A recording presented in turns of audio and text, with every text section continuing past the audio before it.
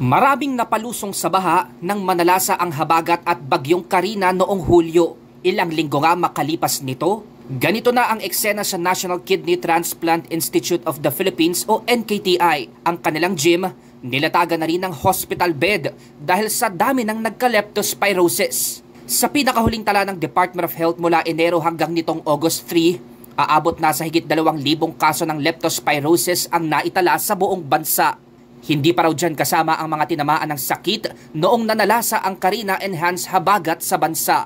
This does not yet include what we are observing in our hospitals because remember that Karina and Enhanced Southwest Monsoon only hit around July 24. Ngayon, yung mga nakikita natin na dagdag na kaso sa hospital, papasok yan after 1 to 2 weeks.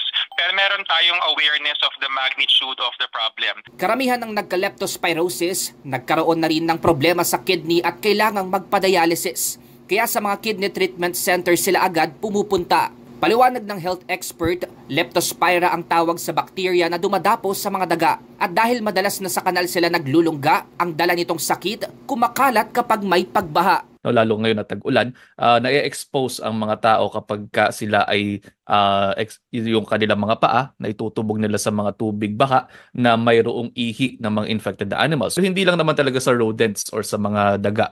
Pwede rin sa mga livestocks natin, sa mga cows, sa mga pigs, sa mga horses, sa mga sheep, sa mga aso, sa mga pusa. Hindi agad nararamdaman ang sintomas ng leptospirosis. Kaya mabuti raw bantayan ang sarili lalo kung napalusong sa baha.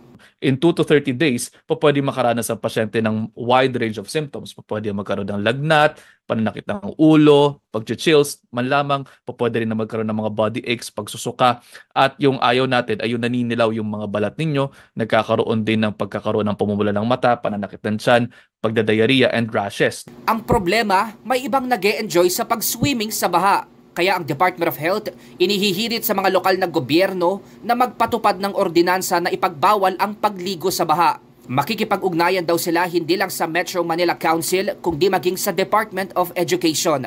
So ang naging panukala ni SecTed is baka kailangan na ating paigtingin yung kaalaman ng ating mga kababayan simula sa mga bata.